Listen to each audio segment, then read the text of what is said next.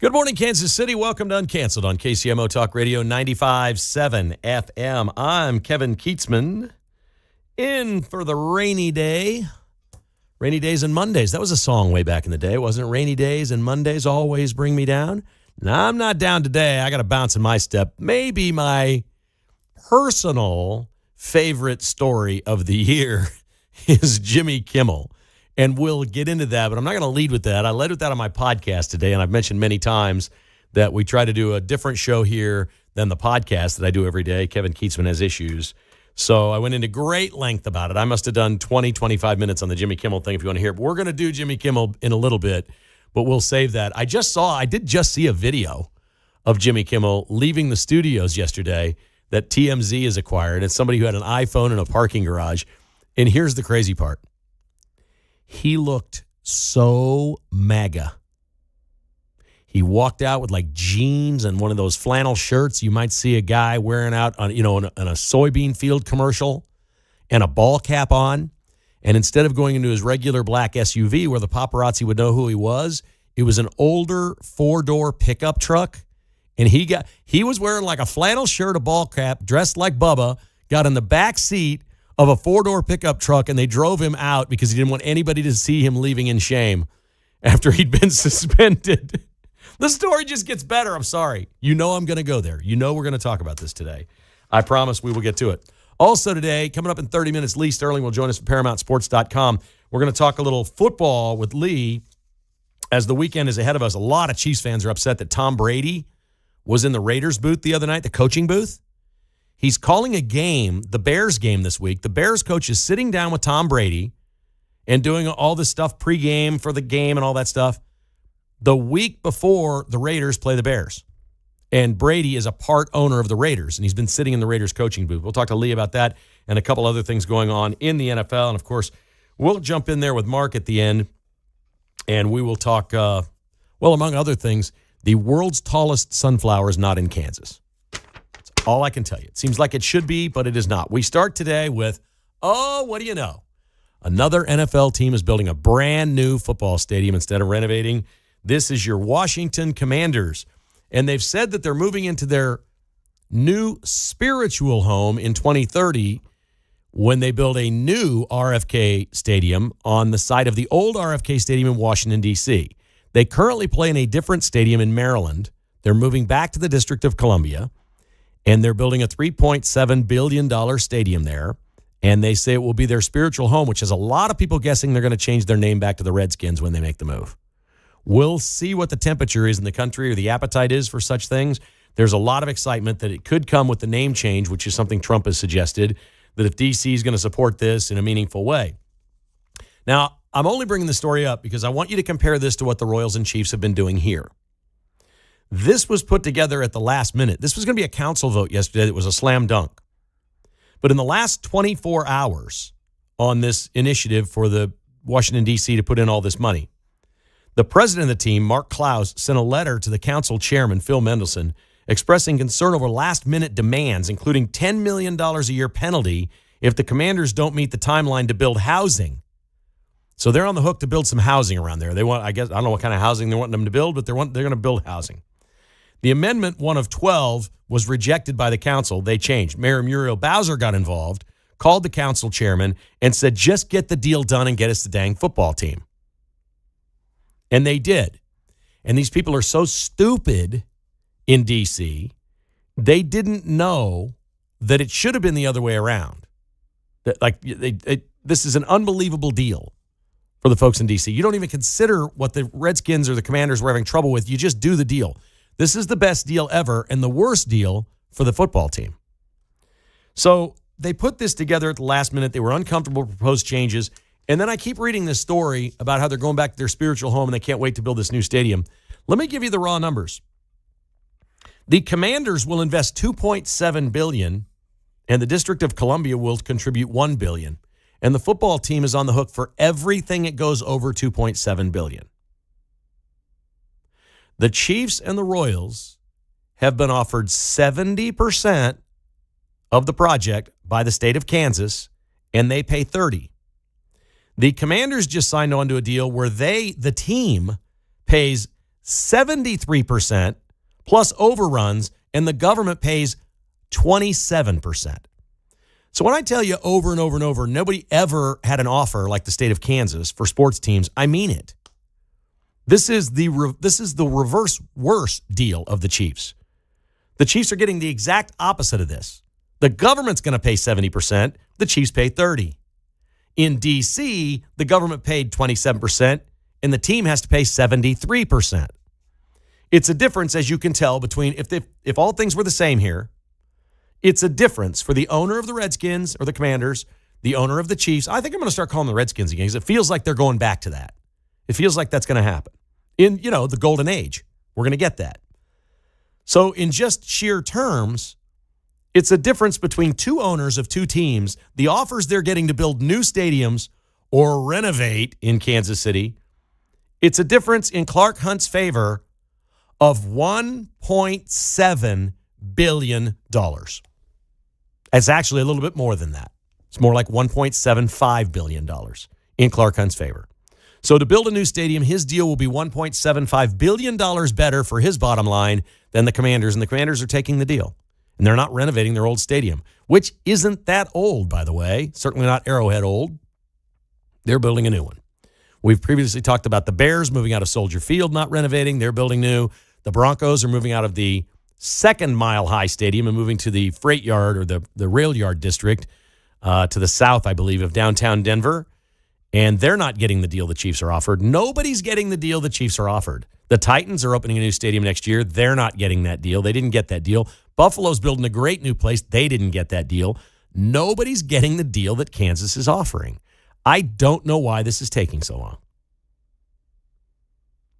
We're all convinced that sports owners are capitalists. I won't call them greedy. They're business owners. They've got the right to make a profit and make as much as they can. And if communities are willing to fund it, here's the difference. DC's actually spending tax dollars to the tune of $1 billion, which Kansas won't be doing. It'll be sales tax revenue. The people of Kansas won't have a nickel in it unless they go to a game and spend money there. It won't cost you a cent. So these are great deals that these teams in Kansas City have. We've known that for a long time. Even the deal in Missouri, if they can pull it off. But remember, in Missouri, in order to get the 50% from the state, there has to be a municipality on board. There has to be a sales tax passed in Jackson County or in Clay County or somewhere. They've got to pass another tax. The state of Missouri will not put the money in unless there's local money as well. And to this point, there's no local money on the Missouri side, not a nickel from anybody. There's nothing out there. We thought maybe there'd be a vote in November. There isn't for either team. Why is that? Why is it there's nothing on the ballot anywhere in November in Missouri, in a county or city, for the Chiefs or Royals? Is it they've been told or they believe they're out of this thing? I don't know. I'm not telling you I know. I just know the 70% stands, and when you compare that to the Commanders, what a steal that would be for the Chiefs and Royals to move to Kansas. I mean, compared to what other teams are getting, it'll be the best deal any Major League Baseball team ever got. It will be the best deal any NFL team got if they move to Kansas. Kansas is offering the greatest deal ever for owners. That's been the case for 4 years as we've been talking about this thing. It's just been sitting there. And yet the Commanders took all this time, and then with 24 hours to go, it almost blew up over new fees they were trying to put it in. So when you wonder why we don't have an official announcement, why this isn't signed, sealed, and delivered in one place or another in Kansas City, it's because it's never done until it's done. They literally had to have a come-to-Jesus meeting with the council and the mayor and a slapdown to take 12 different provisions out of the thing that they were getting ready to pass, because the Commanders said, no, if you pass that, we're not signing that. We're not taking that. They were slapping additional fees on them and stuff, and the Commanders were like, no, we're not doing that. And, if you want the team, I'll give the mayor credit. They got a good deal. They got a team to pay 73%. That's pretty good. That's pretty good. If the governor of Missouri, the governor of Kansas struck a deal for one of these teams and got the teams to pay 73%, I mean, there's no chance of that now because of what's been offered. It's wild what's out there, and it's wild what happens in other cities compared to here. And it shows To me, this is capitalism again winning out. It shows what competition does. I know a lot of people hate this. I'm a fundamentalist when it comes to this. I think monopolies are bad. I think competition is good. I think it's great that right now you have an option to listen to 20 some other radio stations in Kansas City, maybe more. It might be 30. But you're choosing to listen to this one. I love that. I appreciate that. I like competing. I should earn it. If they're going to hire me and give me a microphone, I should be worth their trouble to do it. And if I'm not, they should boot me. I should be out the door. That's the way it works. And with these stadiums, Kansas and Missouri competing each other, and these people who've said, oh, they could move to another city. No. These are the best deals they'll ever get. The two states competing have been the best golden egg for the Kansas City Chiefs and the Kansas City Royals in history. They get to choose. Even the Missouri deal isn't a bad deal. It's better than what other teams get. It's just not as good as the Kansas deal. So we'll see. Maybe they say that's enough. Maybe the 50% plus whatever nickels they can scrape together in Jackson County, maybe that will be enough. And the Chiefs will say, we'll spend less money here. We'll renovate. Maybe they will. I don't think they will, but maybe they will. If they do, they're not doing what the rest of the league is doing. There's clearly, look, where there's smoke, there's fire. And where there's fire, there can be an inferno. And right now there's fire on building new stadiums. It's pretty clear the NFL owners are in agreement. We're not renovating stadiums anymore. If you want a new facility, build it new. We want the best facilities on earth for what they believe they own, and that is the greatest sports teams on earth. The biggest, most powerful, most unique sport in the world is American professional football. Football's gaining traction in other countries, but it's never going to be as big in other places as it is here. It's very expensive. You got to buy equipment. There's a lot of places in the world that it's just easy enough to put a net out in a field and a soccer ball, and all the kids can go play even if they're barefoot. But you can't do that with football. So it'll never be soccer as the global sport, but monetarily it could be. And that's what they see. That's what all billionaires see. They see conquering their next billion or their next 5 billion or their next 10 billion. And the NFL owns the marketplace in the most important, most wealthy country on earth, the United States of America. They know it, and they seem to all be in agreement we're not renovating anymore. We're building brand new palaces whenever we want, and if we want to play in them for 20 years and find something better, we'll build another one. That's kind of what they do. So know what you're signing up for. It's the National Football League and, to a certain extent, Major League Baseball. 913-408-7957. A lot of you will disagree with me. Capitalism rocks. Kansas and Missouri competing against each other has been fun to watch. It's been great for this radio show. It's been great for the media in this town. And it's great for the Royals and the Chiefs owners. You may not like that the owners won on this thing, no matter what they do, but there's no question Kansas and Missouri should be competing against each other. That's an easy call for me. I'm a fundamentalist on that. Give me a shout if you'd like to join the show. You're listening to Uncanceled on KCMO Talk Radio.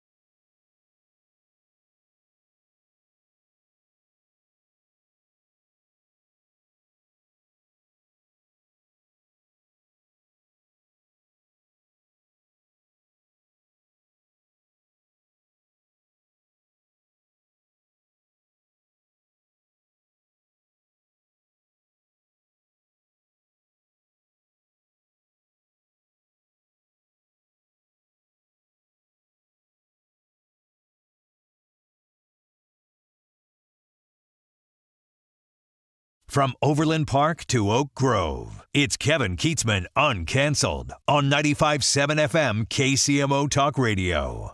All right, welcome back to the show. We'll go to the phones, and we'll start today with Steve in the Northland chiming in. Always fun. Good to have you, Steve. How are you today, sir? Kevin, your combination of sports and politics, it reminds me of Rush.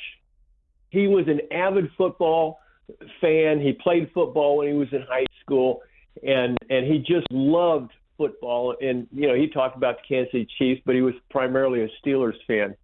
But you bring even to the sports commentary, something that the rest of these guys don't have. You really get down in the weeds, and it's cerebral, and it's a beautiful thing, and it makes a wonderful marriage with politics. Well, that's so very. You need more time on the air, and in the station, you got something here that nobody else has got. Kietzman is an original. And you guys need to start to capitalize on that. Okay. And I'll keep listening. Steve, thank you very much. Your words are very kind, and you've made my day. Thank you so much. I appreciate that. And I said at the beginning, I've been doing this about 10 months now. It was basically my decision, along with theirs, to do a 1-hour show. I do a podcast every day. That's my main business. So I'm the reverse of most people on the radio are doing radio and podcasting on the side and trying to promote that. Mine's the opposite. So my podcast is almost 5 years old. We've turned it into a business, my wife and I, after doing 23 years of sports radio, and I started doing politics on the podcast along with sports, and that's our main business. So I was hesitant to do more, do 2 hours or 3 hours or 4 hours. I've done that before. A, it's a ton of work, but B, I don't know what happens to my podcast business if I'm on the radio all day. If I'm in here for 4 hours doing this, who's listening to my podcast? So it's a balance for me. I just like to let everybody in the audience know what's going on with that. I try to be completely transparent with all that. But, man, I get it's insane that anybody would mention the name Rush Limbaugh to me because you have no idea what that man meant to me. I would never have gotten into sports talk radio if it weren't for Rush Limbaugh. And that's just a very kind compliment. Thank you very much. I appreciate that. Here is Art in Kansas City. Hi, Art. What are you doing? All right, you got to turn that radio down, Art. Come on, join us on the air. I'm going to put him on hold, I guess. We'll see if Art comes back. Steven is with us on KCMO. Hi, Steven. Hey, Kevin, I agree with the previous caller for sure. I wanted to get your take. You kind of got a good feel for this stuff. Why are the late-night comedians such failures? Why are they such abject failures when we had Letterman or Carson or Leno who could take a guy from the grocery who would bag groceries or stupid human tricks and make that incredibly entertaining. Well, at the end, Letterman got a little political, which was weird, and then he got a little grabby handsy in the office, too, which was a problem. But I go into great detail on this today on my podcast. I'll give you the headline. I do. It's all part of what I'm talking about with what's happened with these shows. What happened was they were losing their lane, essentially. People were going elsewhere, and they thought, well, just sitting here doing comedy and celebrity interviews every night isn't working. We're losing audience share. They weren't smart enough to realize they were losing audience share because there were more channels, there was the internet, there was social media, there were all these other things. And they thought, okay, well, let's do politics. Well, the only politics they know is leftist politics in Hollywood, so they started doing that, and they've just gone down and down and down more often since they've done that. This was inevitable. This was not about one comment. It's not about free speech. I'll get into it a little bit later, but that's not what this was about. It wasn't really about free speech. It was about the marketplace. Again, capitalism. They had two broadcast companies, Nexstar and Sinclair, that own hundreds of television stations, many of them ABC affiliates, that said, we're not running this show anymore. We can't. This is too insensitive. People are tuning in late at night thinking they're going to see Julia Roberts talking about a new movie, and they're getting this. And we're not doing it anymore. We don't have anybody locally that wants to advertise on it. We're out. And once they did that, ABC had no choice but to suspend him and try to figure something out. And Mark tells me they played Family Feud last night instead of Jimmy Kimmel. But here's what's cool. Sinclair Broadcasting on Friday in that slot is doing a 1-hour Charlie Kirk tribute, and they're offering it to every single ABC affiliate in the world, allowing them to run that so you can have it absolutely free of charge and sell it to your advertisers if you had problems. They're going to do it right. And this was a company taking a stand saying, we can't have this guy on our air anymore. Well, it's amazing to me that these guys have hung on as long as they have because they're just They're not funny. They're not talented. Maybe they'll probably plug Jon Stewart in on CBS. Dude, but, it's so fixable. It is so fixable. And I think the Tonight Show is going to go there. I think Jimmy Fallon's going to be the big winner here, and I think this Tonight Show is going to stay, and I think it's going to work. And I don't think you're going to hear anything political out of that guy for a long, long time. He loves to sing. He loves to do skits. He loves to dance. Fallon's the most talented of all of them by far. Just stay away from politics. You've got an open lane. You got a free highway right in front of you for everybody that's got a TV on at that time at night. Here's my question: if Colbert was losing $40 million, what was Kimmel? What was Kimmel losing? I mean, I know ABC probably uses it as a loss leader to promote their products, but I mean, it just blows my mind that you can lose this much money and be that untalented. And that show was on for like 20 years. I mean, it's just incredible. Thank you, Kevin. Thank you. The marketplace said no thanks, and ultimately the affiliates, just like we're an affiliate of Fox News here at KCMO. We have the news at the top of the hour. Breaking news happens. We go to Fox News. We're an affiliate of theirs, okay? But if they went, all kinds of crazy and started doing all kinds of nutty stuff that's bad for our listeners, we'd have to tell them we're not airing this program or we're dumping our affiliate status with you. That's what happens. And the TV stations were telling ABC, we're not dealing with this guy anymore. It's causing people to picket outside, and we got too many weird things going on in our town, and we're not running Jimmy Kimmel anymore. And that was the end of it. Uncanceled continues. Lee Sterling talking football next.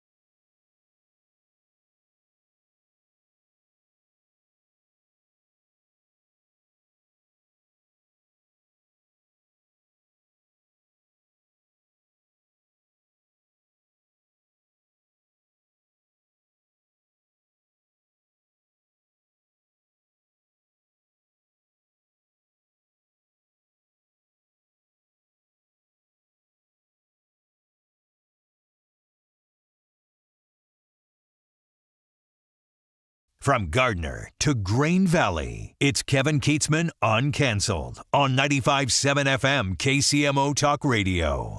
All right, welcome back. Great to have you with us on this rainy Thursday, but we're going to go to sunny South Florida and my friend Lee Sterling, who is the owner-proprietor of ParamountSports.com. It is a sports service for those that like to play games, but we like to talk a little football. Former college quarterback. I've known him for 25, maybe closer to 30 years now. Always great to talk football with my friend Lee Sterling, ParamountSports.com. Lee, how are you this morning? Everything good in your world? I'm great, but actually it's not sunny South Florida. It has rained at some time during the day. Now, sometimes it might only be for 20, 30 minutes. It's rained for 27 straight days here in Miami. Never seen anything like it. So we don't have to turn on the sprinklers at all. I mean, you do see some, late summer, early fall. I mean, we're known to get some showers that come off the Everglades and off the Atlantic Ocean, but I've never seen it like this. Literally 27 straight days.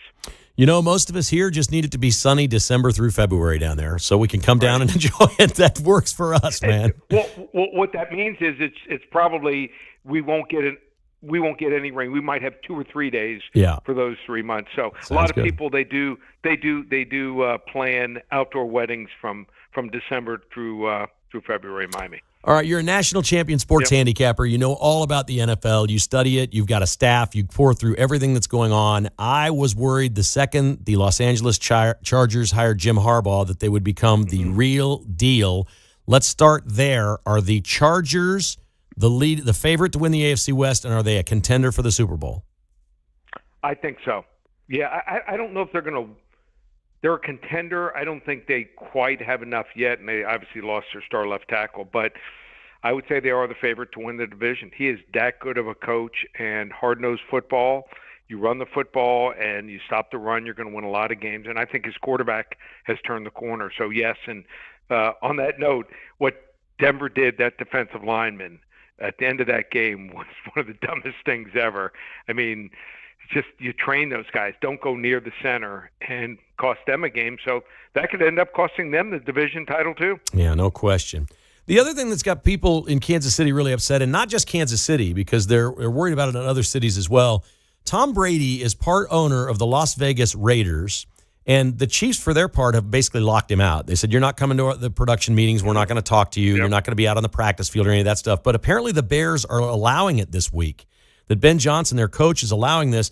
The Bears play the Raiders next week. Brady is one of the owners of the Raiders and has been in the booth now with the offensive coaches helping in-game. This is a huge controversy for a lot of fans in a lot of places. Should the NFL crack down on this?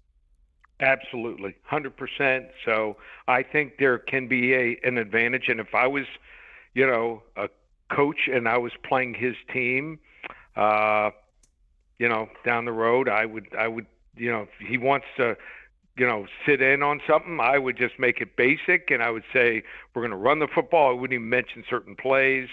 I think that's something that needs to be changed immediately. Yeah, it just doesn't look right that you're part owner and you're broadcasting and you have access inside, but the owner or the coach of the Bears says, I'll sit down with him. He's a friend of mine. I'm not going to give away a bunch of house secrets here, but I'll sit and talk to him. I wouldn't tell him a thing if I was playing the Raiders next week.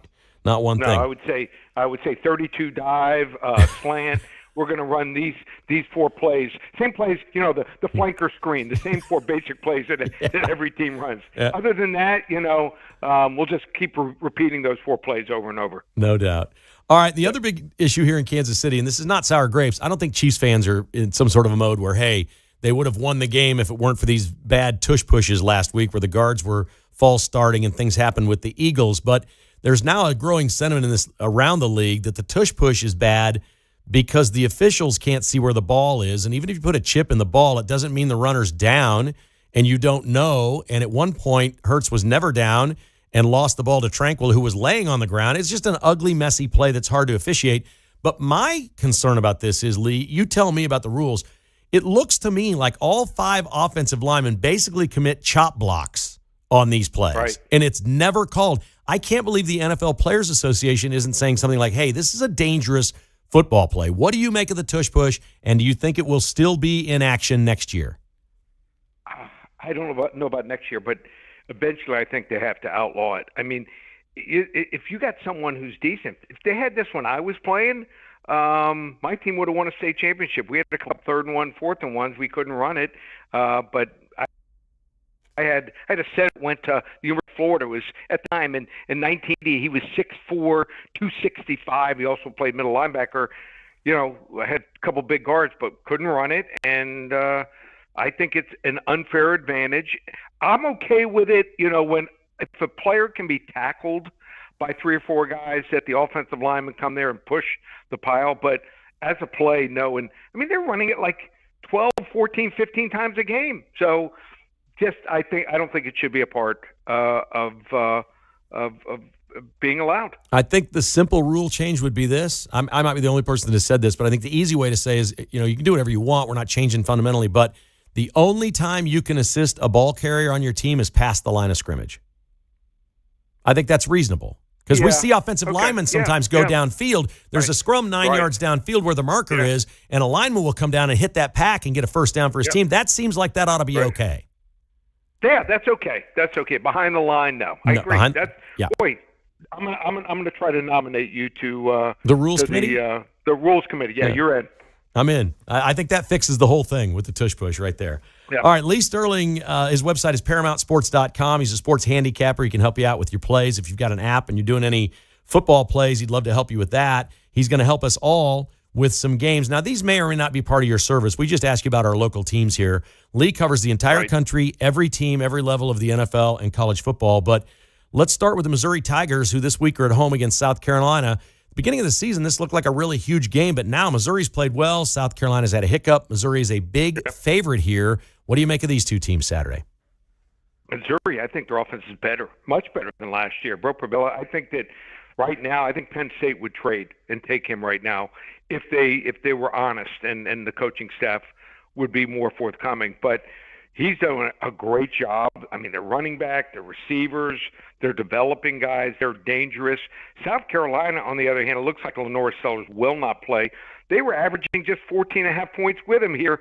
The backup, his name is Luke Dottie. Luke Dottie is jack of all trades, master of none.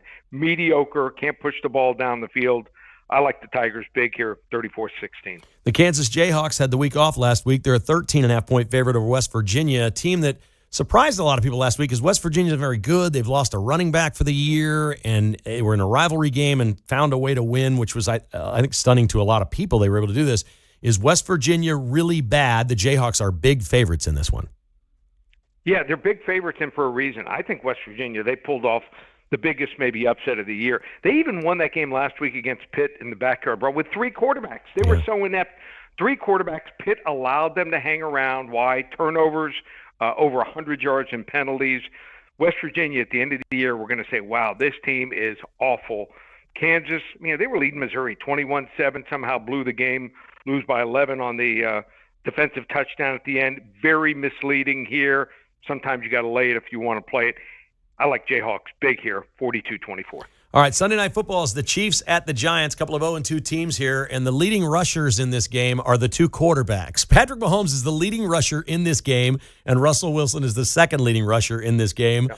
The Giants' run defense isn't very good, but Lee, the Chiefs don't cover spreads. They just don't or haven't for a long time. How are they a 6-point favorite? Well, the Giants, they have a really good defensive line. But other than that, and a great receiver, great young receiver, but other than that, they have some real holes here. So I think that, there's some interesting stuff here. Mike Kafka, as we know, had been Patrick Mahomes' quarterback in Kansas City for 4 years, plus Andy Reid's passing game coordinator for the last 2 of those 4. Something's there. I'm just not sure it's enough at this point, but something. And just think that you're going to see a spirited effort from here. Them and maybe special teams is a difference. Now there is a stat. Here's a trend that's crazy. Home underdogs since 2021, 56-30 the first 3 weeks of the year, 65.1%. But I think because of the situation, this being a must-win for Kansas City, I think Patrick Mahomes is going to dice up this team here. Short passes, They rebound. Kansas City 27-20.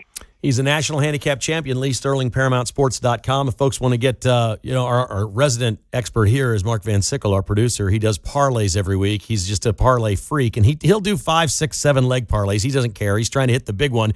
If you want some help with your picks, how do people get a hold of you, Lee? Just go to ParamountSports.com. How about this? We have the most anticipated promotion of all year. I get more text, emails, and calls about it. It's great for someone. They've never been with me before. It's called the Baker's Dozen. 13 games, just $97, Saturday and Sunday. You don't have to call back for them. It's an instant download. You're all ready to go. We've had some 12-1, 11-2, 10-3 records on this before. So Baker's Dozen, 13 games right now for Saturday and Sunday, just $97, one place, ParamountSports.com. Lee, thank you so much. Have a great weekend, buddy. All right. You too. See you, Kevin. Dodge those raindrops. He says it's been raining for 27 days in South Florida. It is. Well, this is like technically hurricane season, right? July, August, September, and into October. So that's better than hurricanes. They're just getting a little rain in South Florida. We don't feel bad for them. They probably got a lovely winter just ahead of them.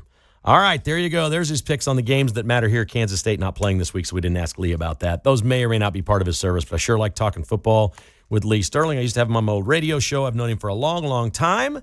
And if it's football and it's late September, we're ready to go. So let's have some fun with that. All right, Uncanceled will continue in just a couple moments. We come back. We got a couple of great issues to talk with Mark about, including, this is a silly one I teased earlier in the broadcast. The tallest sunflower in the world is not in Kansas. This has really got me bothered. It shouldn't have me bothered, but it does have me bothered. And a lawyer for one of the victims of Rashee Rice in that incident is really upset at those T-shirts from Sunday. We'll talk about that next on KCMO. Brought to you by bestofferkc.com, helping you leave the hassle behind. When I visited the entire staff at Best Offer and met them, they shared a great story about a lady named Stacy that has really stuck with me in my head for quite a while. The reason it will stick with you is you just sometimes get engulfed in your own life and things are good or you don't have things that you're worried about or whatever, and you realize there are a lot of other people in spots that are really difficult. And this was a mom with 2 children at home that had a threat outside of her home that made it dangerous to stay in that home. And what she wanted to do was sell that house as fast as she could and get out of town. That's a real life situation. BestOfferKC.com got that done for her immediately. She called back weeks later to thank them and was in tears about how much better her life was with her children in a different location and how safe they were. That's real life, folks. That stuff matters. That's more than selling a house quickly. That's improving quality of life for a mom and 2 children. I love that about Best Offer KC. They really will help you leave the hassle behind. If you know someone that would like to sell a home quickly, have them call 816-338-SOLD. 338-SOLD for bestofferkc.com, helping you leave the hassle behind.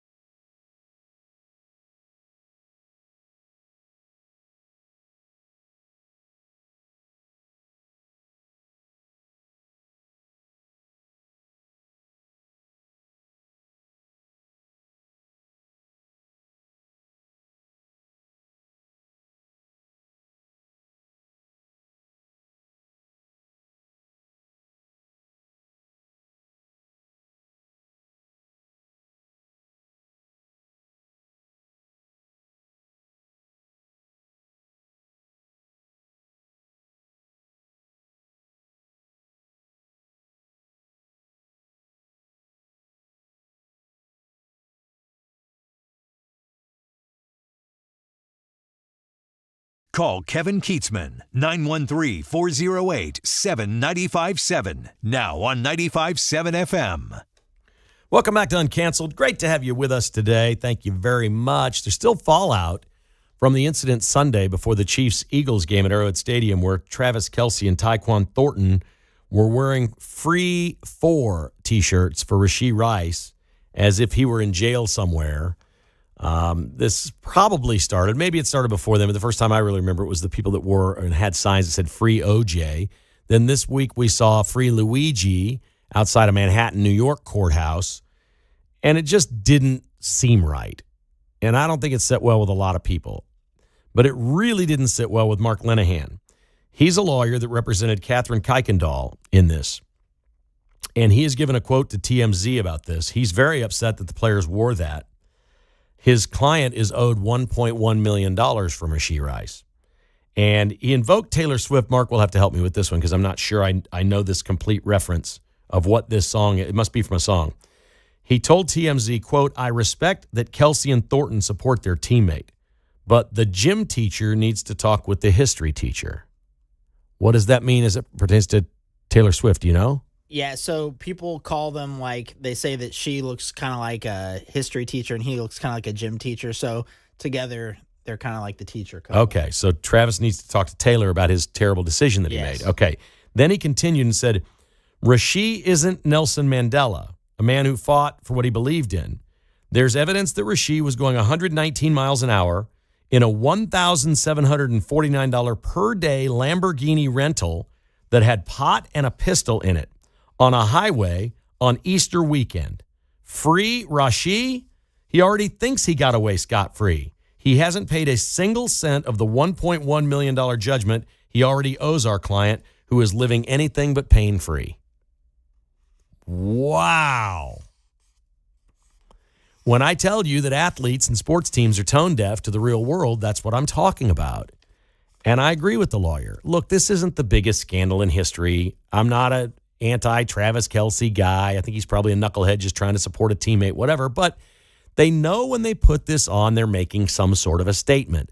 They probably believed, in their minds, they were making a statement to the NFL that the suspension was too long or something like that. I'll give them the benefit of the doubt that none of these players thought about the victims that are owed millions from Rashee Rice in the settlement, the people that were injured and are still in pain, or the fact that he has 30 days to serve in jail, which he hasn't served yet. To heck with freeing him, he hasn't done his 30 days in jail yet. And they're allowing him to work and play football and defer the incarceration. I think the guys had it great. I can't believe anybody would be upset with this outcome. Really, the only thing that's affected the Chiefs in all of this, amazingly, because the Chiefs lawyers are great. They're great dealing with their players. The Hunts are from Texas. We knew this would all work out for Rashee in Texas. The only issue they have is the NFL league office. And that's probably what they're complaining. But missing 6 games for this crime does not seem overly penal to me. Maybe it should have been 4. Maybe it should have been 8. I don't know what the exact number would be, but I heard 6, and I think a lot of people were predicting that. I'm like, okay, fair enough. The guy did a really stupid thing where he could have killed people. He could have killed multiple people. And other NFL players have done the exact same thing and killed people. This is a serious thing he did. And it needs to be shown to the other players around the league. We don't tolerate this. The law, a 30-day deal, and he's got these settlements against him. He's going to have to come up with this money. He's going to have to keep working and make a lot of money as a receiver. He's going to be broke for life. I mean, his settlement here, look, we've all got auto insurance. Does it cover it for you when you rent a Lambo and you're running 119 miles an hour and you crash 6 cars and injure 4 people? What insurance company's underwriting that? I don't know the law. Maybe you're all in insurance and know, but it sounds to me like something, if you've committed a crime and you've been convicted of the crime, the insurance company's not going to be coughing up a $1.1 million or whatever they can get out of the insurance policy. So I say good for the lawyer. That was a nasty deal. All right, Mark, did you see this one? Did you see Kyler Murray, the Arizona Cardinals quarterback? Mm-hmm. You want to take a stab at this? He took a picture in a Michael Vick jersey with his own pit bull, and people went wild. Do you remember why? Yeah, because Michael Vick was a dog fighter, right? Yeah. He Or fought in that ring. pit bulls. Yeah. He was breeding pit bulls for fights, which leads to the death of the dog. Not always in the fight, but eventually they euthanize them because they get so hurt. And at the time, Michael Vick said, I didn't know this was a bad thing. I grew up in the South. They were doing this. And then he was also maybe involved. At the time, there were some cockfighting scandals and things going on. There were all kinds of weird things. Michael Vick wound up being convicted and spent 2 years in Leavenworth. Yeah. He was right here in our backyard. He's a friend of Andy Reid. He's been around the team. He is, by all accounts right now, a great person. I've got nothing bad to say about Michael Vick, and it actually looks like, in retrospect, he didn't know he was doing something wrong. But he learned, and he's better. He's now the coach at Norfolk State. Did you know that? That's right, yeah. Yeah, he's coaching college football. Kyler Murray took this picture, and he's apologized for taking it because Mike Vick was one of his inspirations, and he had the Mike Vick jersey on with his pit bull. He said, I'm really sorry. I didn't, but he didn't ever say, I forgot or I didn't know. Where's that? I mean, do you think he knew what he was doing? He had to have known a little bit. A little bit. If that was his hero, he had to know. Yeah, he knew what happened. What's up with Kyler Murray? What was he thinking?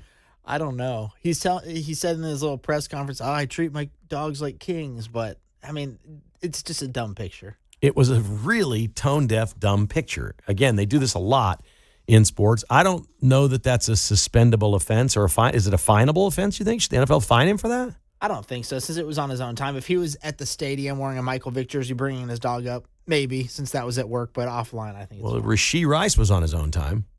That's true. He but crashed the car. He endangered lives, though. How about the This is KU just a photo. professor or the KU Wasser over here at KU on her own time? That Charlie Kirk is worm food. Yeah, that's a little different. It's bad. It's bad. And employers have the right to do that. I don't know. The Kyler Murray thing was insensitive at best. All right, the tallest sunflower in the world is not in Kansas. And I don't know why this bothers me. It should not. Is it Ukraine? Well, there's a Ukraine connection, but it's not. The man who has grown the tallest sunflower has been at it for 10 years. His name is Alex Babich, and he's American now, but is originally from Ukraine, apparently. He's done this in Indiana, and he's got friends at Purdue University that helped. And this thing is 35 feet 9 inches tall. Wow. But I hate the whole thing. He had 50 people help him, and they built a wooden tower that looks a little bit like an old oil derrick or a radio tower. And this thing climbed up the tower. That shouldn't win any record. So they basically propped it up. Yes, for 10 years. Nurtured it. It climbed up this tower. That's a weed. That's a vine. That's not a sunflower. Yeah? I need the world's tallest freestanding sunflower. That's got to be in Kansas, dang it. It's just got to be. Kansas. Among the things that shouldn't bother me that do. Thank you for listening to Uncanceled. The Vince Show is coming up next on KCMO Talk Radio.